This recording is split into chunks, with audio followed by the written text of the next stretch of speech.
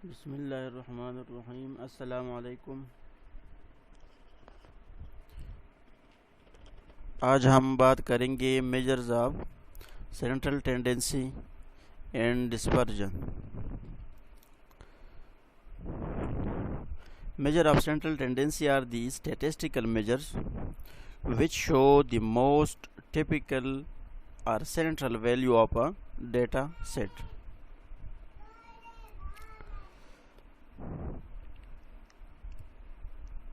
अब यहाँ पर हम तीन किस्म के सेंट्रल टेंडेंसी मेजर्स पढ़ेंगे। उसमें फर्स्ट वन है अरिथमेटिक मीन, दूसरा है मीडियन और तीसरा है मोड। अब ये तीनों ऐसे मेजर्स हैं जो किसी भी डेटा सेट में सेंट्रल वैल्यू हमें बताती है कि कौन सी सेंट्रल या मोस्ट टिपिकल वैल्यू है।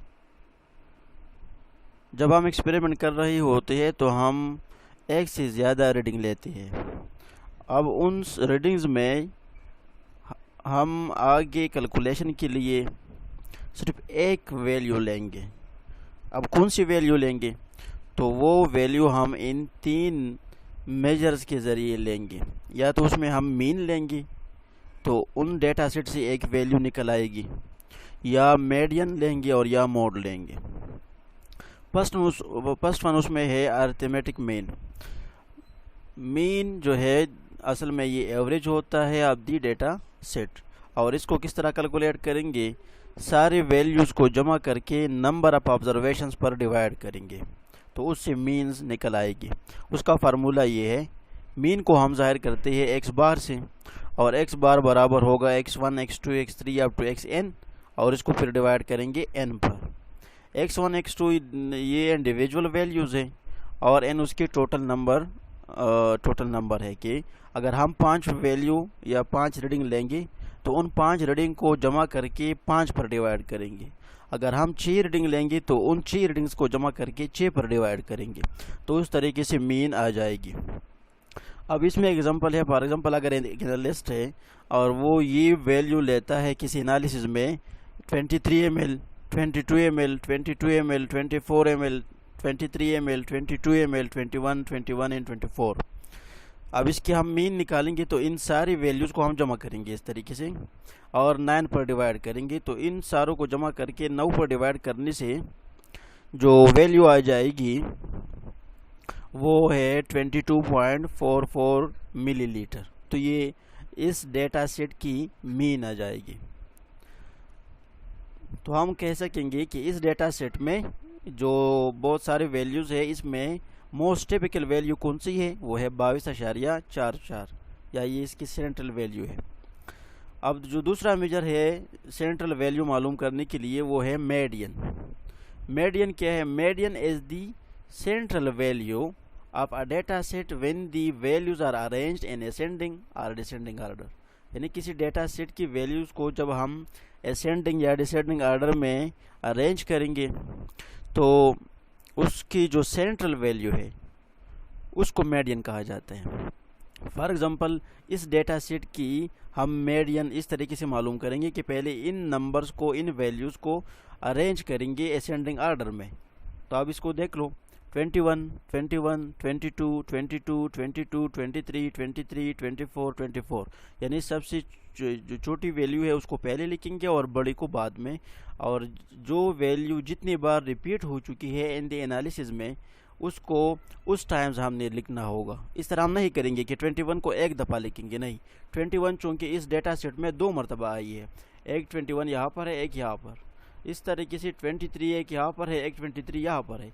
तो 23 को भी हम 2 दफ़ा लिखेंगे लेकिन ऑर्डर में लिखेंगे। फिर हम क्या करना है? अब इस ऑर्डर में हमने सेंट्रल वैल्यू निकालनी है। तो अब चूँकि ये 8 नंबर ऑफ ऑब्जर्वेशंस है, यानी 9 ऑब्जर्वेशंस है, तो 9 ऑब्जर्वेशंस में 4 हम एक तरफ निकाल लेंगे, 4 दूसरी तरफ से निकाल लेंगे। सेंट्रल में जो वैल्यू रह जाएगी उसको मीडियन कहा जाता है। तो अब इसमें मीडियन क्या है? 22। अब फॉर एग्जांपल अगर किसी डेटा सेट में 8 नंबर नहीं हो, इवन नंबर ऑफ ऑब्जर्वेशंस हो, तो फिर उसमें सेंट्रल 2 वैल्यूज़ आ जाएगी। फॉर एग्जांपल इसको आप लोग देख लो, इस डेटा सेट को, इसमें 23, 24, 24, 25, 25, 26, इसमें 6 वैल्यूज़ है। तो अब 6 वैल्यूज़ में जब हम सेंटर वैल्यू निकालेंगे तो 2 वैल्यूज़ इस साइड पर रिमूव करेंगे, 2 इस साइड पर रिमूव करेंगे, यानी 2 जो मिनिमम वैल्यू है और 2 मैक्सिमम, तो दरमियान में 2 वैल्यूज़ रह जाएगी। अब इनका मीडियन किस तरह मालूम करेंगे, तो फिर इसका हम एवरेज लेंगे, 24 जमा 25 और 2 पर डिवाइड करेंगे तो 24.5 इसकी वैल्यू आ जाएगी। तो ये इसकी मीडियन हो जाएगी। अब इस डेटा सेट की जो मोस्ट टिपिकल वैल्यू है अकॉर्डिंग टू मीडियन मेजर वो है 22 और इसकी जो सेंट्रल वैल्यू है वो है 24.5। अब मोड क्या है? Mode is the most frequently occurring value of a data set, यानी किसी डेटा सेट में जो वैल्यू सबसे ज़्यादा रिपीट हो चुकी हो उसको कहा जाता है मोड। तो जो ये डेटा सेट है ये वाला, इसमें 21 दो बार रिपीट हो चुका है, 22 3 बार रिपीट हो चुकी है, 23 2 बार, 24 2 बार। तो 22 इसमें ऐसी वैल्यू है जिसकी फ्रीक्वेंसी सबसे ज़्यादा है, यानी 3 है इसकी फ्रीक्वेंसी। तो फिर हम 22 लेंगे as a mode of the data set. ठीक है। अब इसमें एक ये भी है कि अगर 2 वैल्यूज़ ऐसी हो जो जिसकी फ्रीक्वेंसी सेम हो तो फिर उन दोनों का हम एवरेज लेंगे और वही मोड हो जाएगा। फॉर एग्जांपल इस डेटा सेट को आप लोग देख लो, 23 2 मरतबा आ चुका है और 24 1 मरतबा, 26 1 मरतबा और 25 भी 2 मरतबा। तो इस डेटा सेट में 23 और 25 दोनों की फ्रीक्वेंसी सेम है। तो जब हम इसकी मोड मालूम करेंगे तो 23 जमा 25 डिवाइड बाई 2, तो उससे 24 वैल्यू आ जाएगी। तो इस तरह फिर हम करेंगे कि जिस वैल्यू की फ्रीक्वेंसी ज़्यादा हो 2 वैल्यूज़ की, तो उन दोनों को हम ऐड करके और 2 पर डिवाइड करेंगे, यानी उसका एवरेज निकल आएगा। तो ये मोड है। तो अब ये 3 जो मेजर्स है ऑफ सेंट्रल टेंडेंसी, इसको आप लोगों ने इस तरीके से इस्तेमाल करना होगा। अब इसमें मेजर्स ऑफ डिस्पर्जन भी है। ये ऐसे मेजर्स है जो dispersion of a data set आपको शो करेगी। डिस्पर्जन क्या है? Dispersion means scattering of the replicate values है, यानी उसकी जो डिफरेंस है वो है। असल में डिस्पर्जन प्रिसिशन का अपोजिट है। प्रिसिशन में हम करते हैं closeness between the replicate value, और डिस्पर्जन में जो स्कैटरिंग है, जो डिफरेंस है बिटवीन द रिप्लिकेट वैल्यूज़, उसको लिया जाता है। अब मेजर ऑफ डिस्पर्जन ऐसे मेजर्स या टूल्स है जिसके ज़रिए हम किसी डेटा सेट में डिस्पर्जन मालूम कर सकते हैं कि किसी डेटा सेट में डिस्पर्जन कितनी है। अब जो डिस्पर्जन मेजर्स है वो यहाँ पर मैंने 4 लिखे हैं। रेंज है, उसमें स्टैंडर्ड डिविएशन है, रिलेटिव स्टैंडर्ड डिविएशन है एंड कॉन्फिडेंस लिमिट है। अब रेंज से हम किसी डेटा सेट की डिस्पर्जन इस तरीके से मालूम करेंगे। रेंज क्या है? Range is the difference between the maximum and minimum value of a data set. अगर कोई डेटा सेट हो तो उसमें एक मिनिमम वैल्यू होती है और एक मैक्सिमम, दोनों का डिफरेंस निकाल लेंगे तो वो रेंज हो जाएगा। For example data set number 1, ये जो अबव एग्जांपल है वही है। तो इसमें आप लोग देख लो, सबसे छोटी वैल्यू है 21, सबसे बड़ी वैल्यू है 24। अब जब हम रेंज मालूम करेंगे तो 24 से 21 माइनस करेंगे, उसकी वैल्यू आ जाएगी 3। तो फिर हम कहेंगे कि इस डेटा सेट की जो रेंज है वो है 3। अब डेटा सेट नंबर 2 को आप लोग देख लो, इसमें ये 23, 22, 24, 25, 26 ये वैल्यूज़ है। इसमें मैक्सिमम वैल्यू 26 है, मिनिमम वैल्यू 22 है। तो 26 से 22 माइनस करेंगे तो 4 आ जाएगी इसकी वैल्यू। अब इसको आप लोग देख लो, तो इसमें जो डिस्पर्जन है वो ज़्यादा है as compare to data set number 1, इसमें डिस्पर्जन कम है। अब जिसमें डिस्पर्जन ज़्यादा होगी तो उसमें प्रिसिशन कम होगा। तो इसमें डिस्पर्जन ज़्यादा है, प्रिसिशन कम है, इसमें डिस्पर्जन कम, प्रिसिशन ज़्यादा है। अब जो दूसरी जो मेजर्स ऑफ डिस्पर्जन है वो है स्टैंडर्ड डिविएशन। स्टैंडर्ड डिविएशन क्या है? Standard deviation is the most important measure of the dispersion and it show that how far the individual values are from the mean of a data set. यानी किसी भी data set की एक mean होती है, अगर ट्रू वैल्यू मौजूद हो तो फिर हम इसको मालूम करेंगे with respect to true value, लेकिन मोस्ट केसेस में इसको मालूम किया जाता है with respect to mean of the data set. तो स्टैंडर्ड डिविएशन हमें हर वैल्यू की डिविएशन बताती है कि वो कितनी दूर है फ्रॉम द मीन. इसको एस से जाहिर किया जाता है, और जब नंबर ऑफ ऑब्जर्वेशन 30 से कम हो तो उसके लिए जो स्टैंडर्ड डिविएशन है उसका फार्मूला ये है, ये बराबर हो जाएगा summation of the individual deviation squares of the data set divide by n-1. यहाँ पर जो n-1 है this is called degrees of freedom, यानी जितनी भी नंबर ऑफ ऑब्जर्वेशन है उससे हम एक माइनस करेंगे. फॉर एग्जांपल अगर नंबर ऑफ ऑब्जर्वेशन है 10 तो n-1 फिर हम यहाँ पर लेंगे यानी 9 लेंगे. अब इस फार्मूले के ज़रिए हम जो ये दो डेटा सेट है, ये फर्स्ट वन है डेटा सेट नंबर 1, इसका हम स्टैंडर्ड डिविएशन मालूम करेंगे. अब इसमें जो एक्स आई आपको नज़र आता है, एक्स आई असल में इंडिविजुअल वैल्यूज़ है, x bar mean of the data set है. तो हर इंडिविजुअल वैल्यू से हम मीन माइनस करेंगे तो उसकी वैल्यू आ जाएगी, उसको कहा जाता है डिविएशन. और फिर उसका हम लेंगे स्क्वायर, डिविएशन स्क्वायर.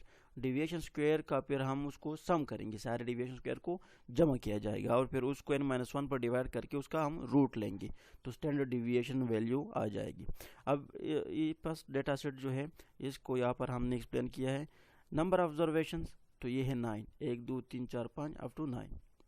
वैल्यूज़ क्या है 21, 21, 22, 22, 22, 23, 23, 24, 24.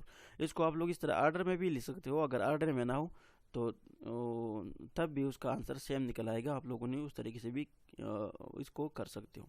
अब पहले इसका हम मालूम करेंगे मीन. तो मीन इसका आता है 22.44, ये इसकी मीन वैल्यू है. अब हर वैल्यू की हम इंडिविजुअल डिविएशन मालूम करेंगे, उसका जो फार्मूला है वो है x I minus x bar. So x I is the any value of the data set और एक्स बार इसकी मीन है. तो 21 से हम 22.44 माइनस करेंगे तो इसकी वैल्यू आ जाएगी -1.44. इस तरह इस 21 से तो ये भी इसकी वैल्यू आ जाएगी, इससे माइनस करेंगे तो 0.4. तो इन सारी वैल्यू से हम एक्स बार माइनस करेंगे तो उसकी वैल्यू ये निकल आती है. अब इसका फिर हम स्क्वायर लेंगे, इसको स्क्वायर करेंगे तो इस डिविएशन को, तो ये सारे स्क्वायर हो जाएंगे यानी नेगेटिव साइन इससे ख़त्म हो जाएगा. स्क्वायर हम इसलिए करते हैं ताकि नेगेटिव साइन इससे ख़त्म हो. फिर इन सब को हम ऐड करेंगे तो एडिशन से इसकी जो वैल्यू आ जाती है 10.22, ये इसकी summation of the deviation square है. और फिर इसको हम n-1 यानी 9 पर डिवाइड करके उसका रूट लेंगे. तो जब इसको आप लोग 9 पर डिवाइड कर 8 पर डिवाइड करेंगे सारी, यानी n-1 डिग्री ऑफ फ्रीडम इस सूरत में 8 है क्योंकि टोटल नंबर ऑब्जर्वेशन है 9. 9 से हम एक माइनस करेंगे तो 8 आ जाएगी. तो 8 ऑब्जर्वेशन जो है वो इसमें हम as a degree of freedom लेंगे. तो 10-22 को उस पर डिवाइड करेंगे तो ये वैल्यू उसकी निकल आएगी 1.13. अब ये स्टैंडर्ड डिविएशन की वैल्यू है. अब जो थर्ड मेजर ऑफ डिस्पर्जन है वो है रिलेटिव स्टैंडर्ड डिविएशन. तो स्टैंडर्ड डिविएशन को आप लोगों ने मालूम किया है. रिलेटिव मीन्स उसका परसेंट है with respect to mean of the data set. जब हम किसी भी स्टैंडर्ड डिविएशन को मीन पर डिवाइड करेंगे और 100 से मल्टीप्लाई करेंगे तो रिलेटिव स्टैंडर्ड डिविएशन आ जाएगी और इसको कोएफिशिएंट ऑफ वेरिएशन भी इसको कहा जाता है.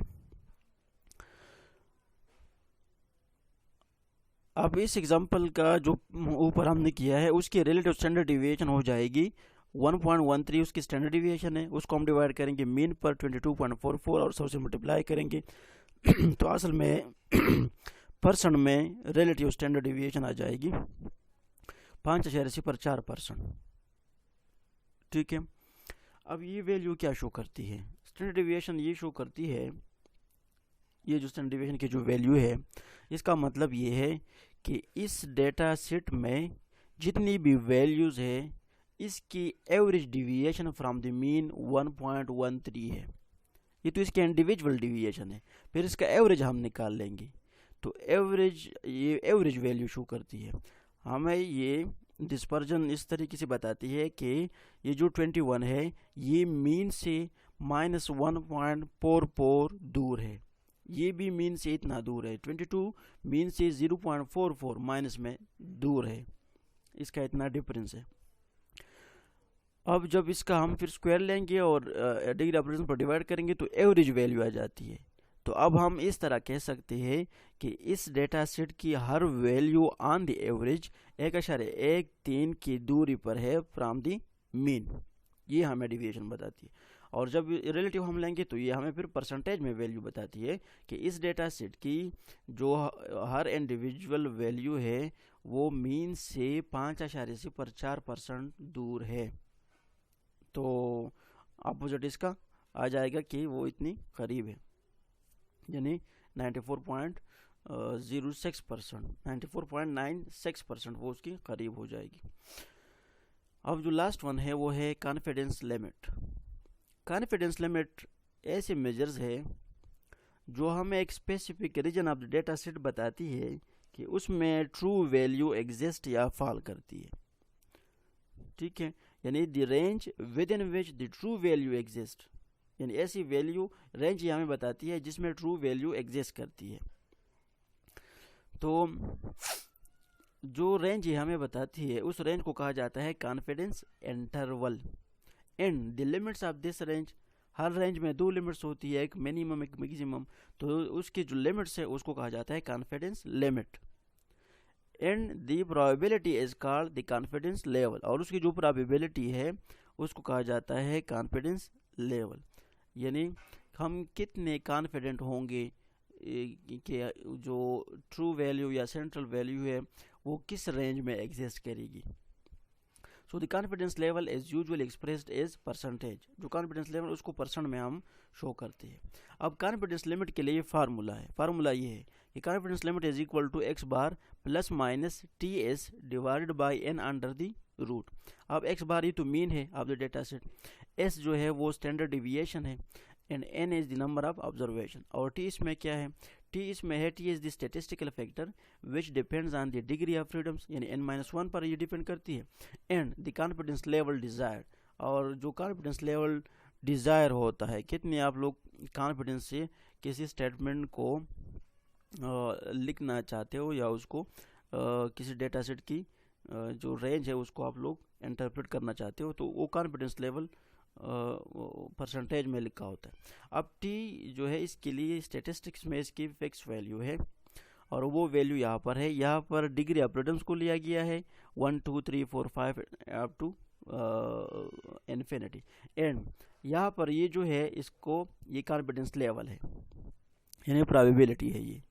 तो 50% probable, 60% probable, 70% probable, up to 99.9% probability या कॉन्फिडेंस इंटरवल। अब इस पर हम एग्जांपल करते हैं कि find out the confidence limit for the about data set having 95% confidence level, यानी अबाउट डेटा सेट के लिए अब हम कॉन्फिडेंस लिमिट मालूम करेंगे 95% कॉन्फिडेंस के लिए। तो हमें पता है कि कॉन्फिडेंस जो लिमिट है वो बराबर है मीन, तो मीन की वैल्यू हम लगाएंगे 22.4 जो ऊपर की डेटा सेट में है, प्लस माइनस, और ये 1.13 स्टैंडर्ड डिविएशन है, और 9 उसकी नंबर ऑफ ऑब्जर्वेशन है। अब 2.306 ये असल में टी की वैल्यू है, तो इस टी की वैल्यू को हम इस टेबल से निकालेंगे for the 8 number of observation and 95% confidence limit.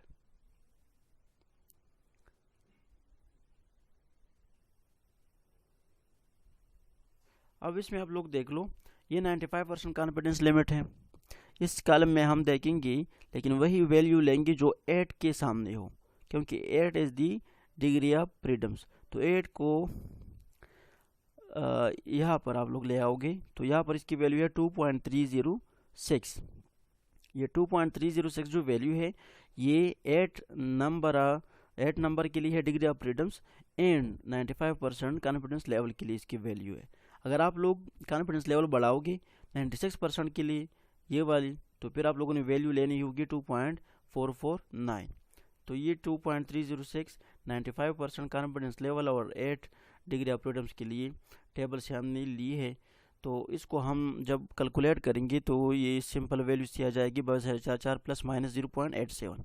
अब इसके हम जब लिमिट निकालेंगे तो एक दफ़ा इससे हम माइनस करेंगे, जब माइनस करेंगे तो वैल्यू आ जाएगी 21.57, फिर प्लस करेंगे तो वैल्यू आ जाएगी 23.31। तो ये एक रेंज आ जाएगी। अब इस रेंज को कहा जाता है कॉन्फिडेंस इंटरवल। इसके दोनों लिमिट्स को हम कहते हैं कॉन्फिडेंस लिमिट। अब हम किस तरह स्टेटमेंट देंगे, फिर हम कह सकेंगे कि now we can say with 95% surety that the true value of the data set exists within this range। ठीक है, अब हम 95% श्योर है कि जो ट्रू वैल्यू है वो इन दो लिमिट्स के दरमियान एग्जिस्ट करेगी, यानी 21.57 और 23.31 के दरमियान है। तो इसको कहा जाता है कॉन्फिडेंस लिमिट। सो उम्मीद करते हैं कि आप लोगों को समझ आया होगा। Thank you very much.